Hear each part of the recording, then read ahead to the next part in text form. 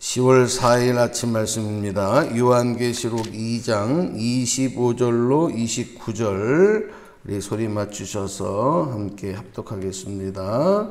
자, 함께 읽습니다. 시작. 다만 너희에게 있는 것을 내가 올 때까지 굳게 잡으라.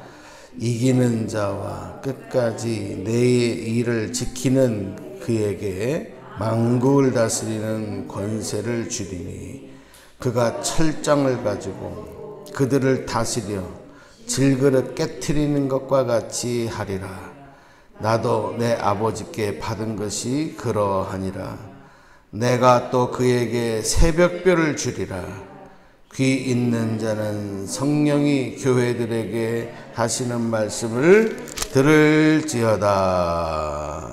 아멘.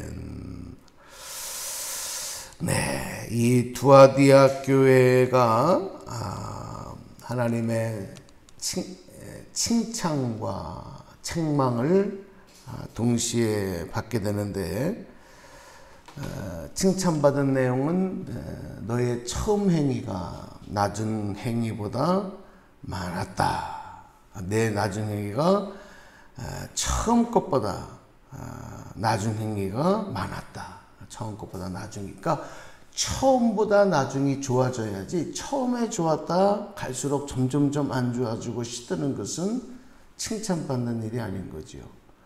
믿음도 처음에는 연약했다가 나중에 가서는 많은 열매를 맺는 거목이 되어야 되는데 처음에는 싱싱하게 잘 자라다가 갈수록 점점 병들고 열매도 맺지 못하고 초라한 믿음의 열매를 맺지 못하는 그런 나무가 되면 그런 교회, 그런 성도는 칭찬받을 수가 없는 거죠. 그러므로 여러분, 우리의 육신은 연약해져도 우리의 영은 더 강건해서 하나님 영광 이루는 믿음의 열매를 더 풍성히 맺어가시길 축복합니다. 그런데 두아디아 교회가 이런 칭찬받는 모습도 있었지만 이세벨이라고 하는 여인, 원래 이세벨은 아합 왕의 아주 우상 숭배하는 사악한 그런 왕비였는데, 여기서는 그 아합 왕의 부인이 아니라 우상 숭배 악행에 몰두하는 악한 여인, 자칭 선지자다. 이게 참 본인이 스스로 누가 선지자라 하지 않는데도 자칭 선지자라. 이거 굉장히 중요한 얘기예요. 왜 그러냐면 우상숭배를 하면서도 믿는 성도들을 깨워서 하나님 앞에 죄짓는 일을 하게 하면서도 그 일을 자칭 선지자다. 하나님의 이름을 빌려서 하는 거예요. 이건 더 큰 죄입니다. 하나님을 망령되 일컫는 거고 하나님을 모독하는 것이고, 이거는 악한 사단의 괴수 중에 괴수의 모습이죠. 그러니까 우리가 말을 할 때요, 하나님의 이름을 빌어하는 것에 대해서 대단히 중요하겠습니다. 두려워해야 돼요. 근데 요즘에는 너무 그게 일반화돼 버렸어요. 내 생각을 말할 때도 하나님이 나에게 말씀하셨다고. 하나님이 내게 이렇게 하셨다고. 이 얘기하면 되지. 왜 하나님을 자꾸 갖다. 근데 그게 어떨 때는 맞기도 해요. 근데 어떨 때 목사가 이렇게 볼 때는 안 맞아요.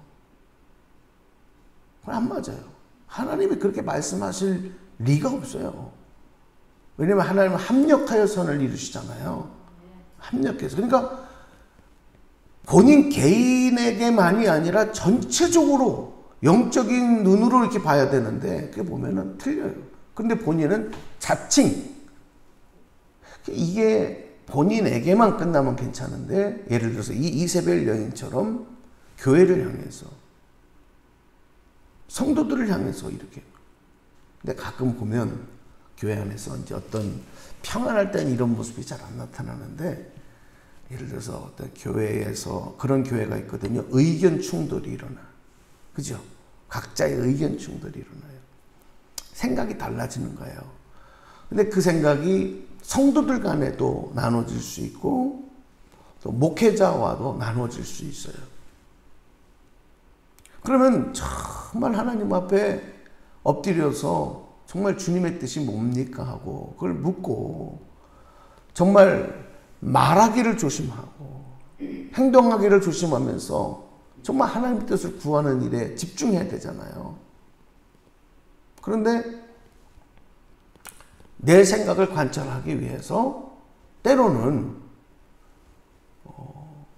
내가 목사보다도 그렇고 다른 많은 성도들이 대다수가 이렇다라고 기도하고 그렇게 마음을 가지고 가는데 소수의 사람들 또 나 혼자의 생각이 틀리다 그래서 끝까지 그거를 이기려고 하는 사람들이 있단 말이에요.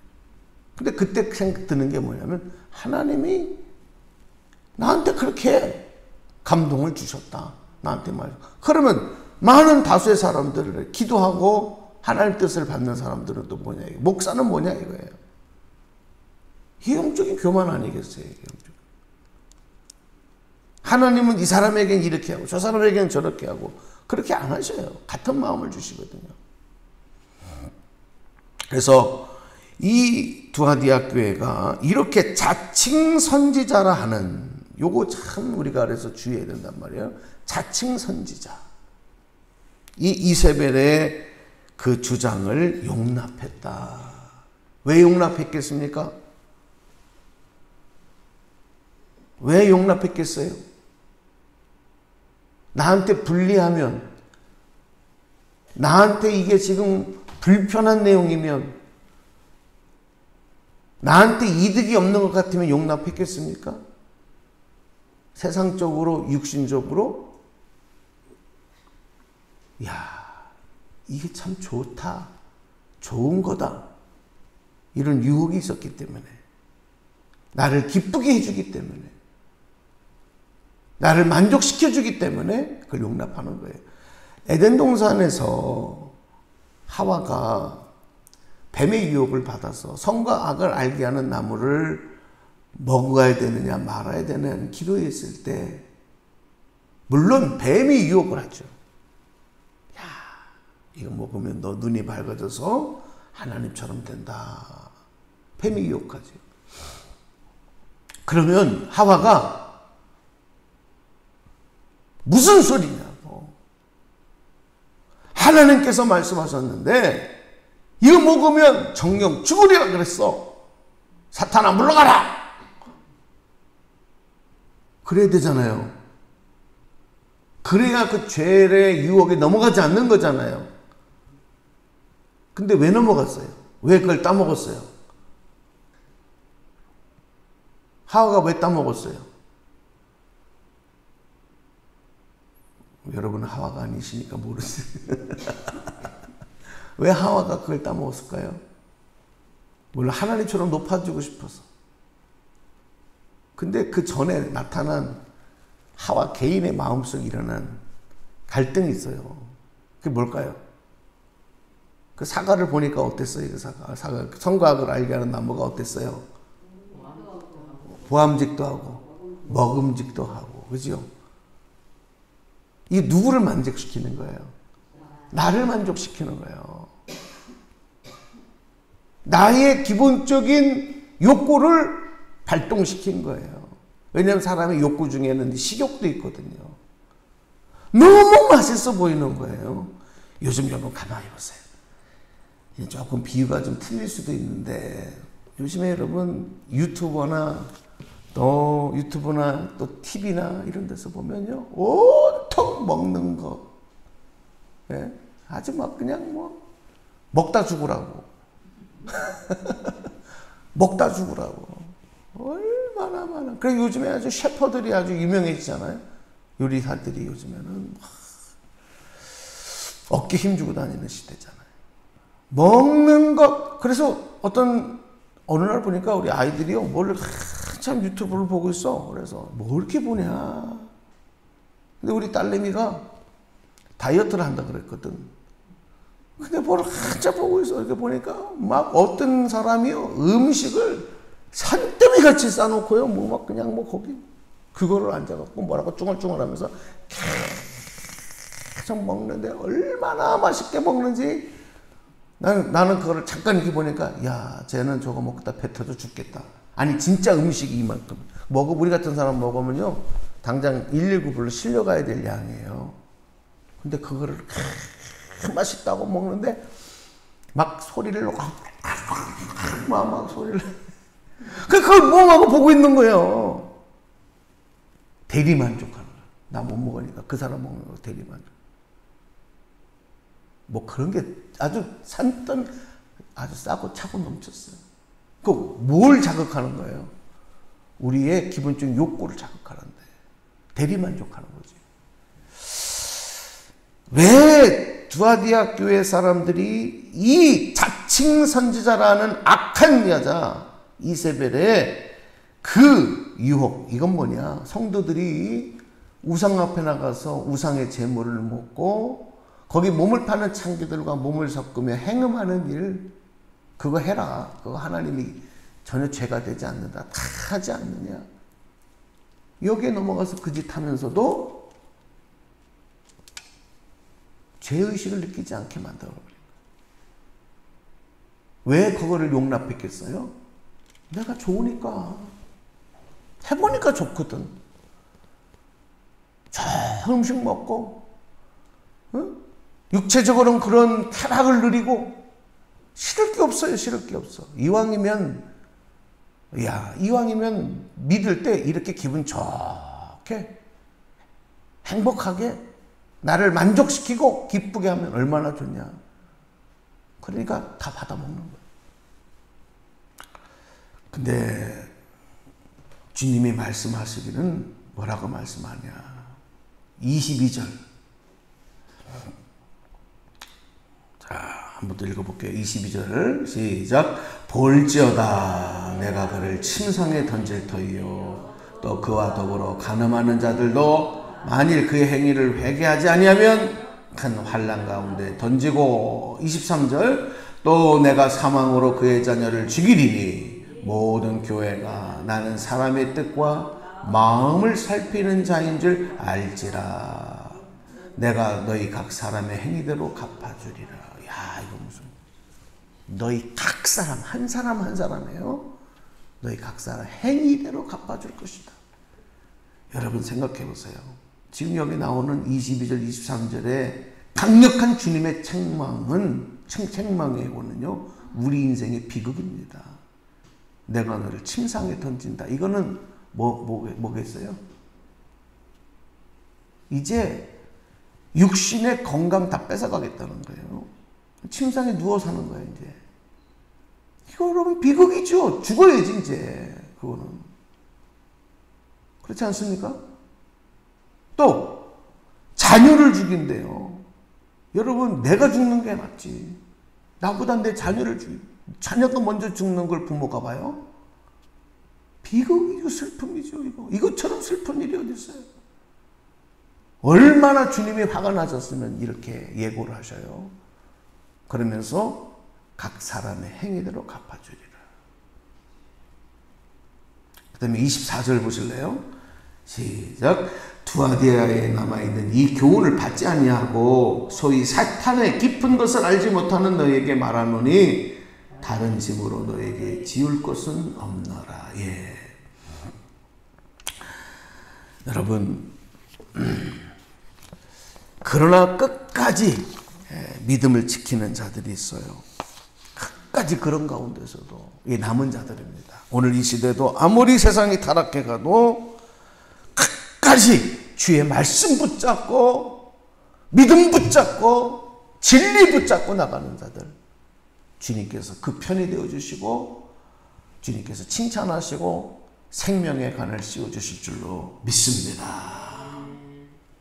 그래서 주님은 또 그런 자들에게 격려하시는 거죠. 25절에 보면 다만 너에게 있는 것을 내가 올 때까지 굳게 잡으라.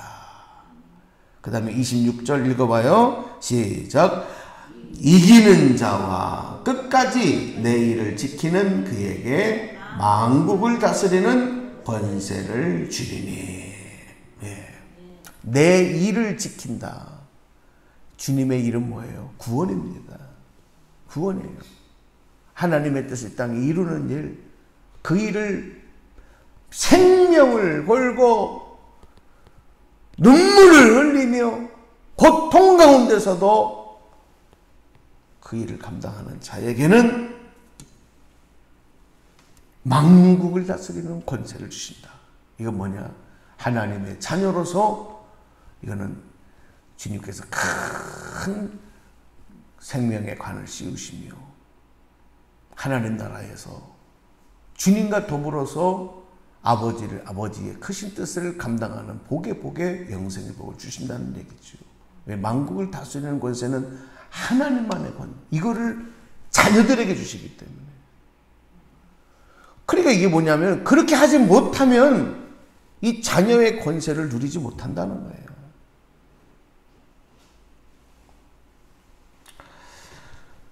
우리에게 가장 큰 소망은 28절 말씀에 있는 말씀입니다. 이 말씀 읽고 이제 기도할게요. 28절. 내가 또 그에게 무엇을 주리라? 새벽별을 주리라. 이 요한계시록 22장 26절에 보면 이 새벽별에 대한 설명이 나오는데, 새벽별은 누구를 지칭할까요? 예수님입니다. 예수님. 그래서 이 일을 너희들 힘으로 감당할 수 없고 힘들기 때문에 너희들에게 내가 예수님을 새벽별을 주리라. 주님이 함께 하시겠다는 거예요. 이기는 자, 하나님을 지키는 사람에게는 예수 그리스도의 생명, 예수 그리스도의 생명의 관을 씌워주신다. 여러분, 그래서 우리가 예수님 아니면 아무것도 못해요. 예수님의 생명이 없으면 그거는 교회가 아닙니다. 예수님의 생명이 없으면 그는 더 이상 하나님의 자녀가 아닙니다. 껍데기만 가지고는 하나님 자녀 될 수 없어요.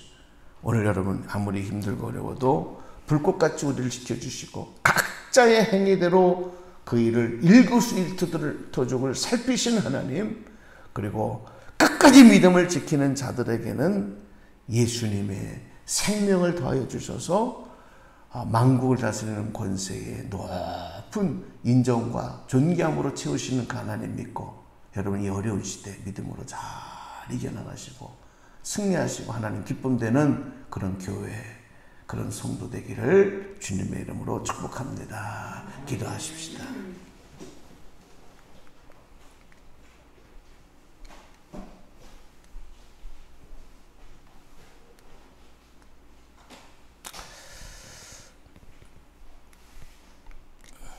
하나님 감사합니다.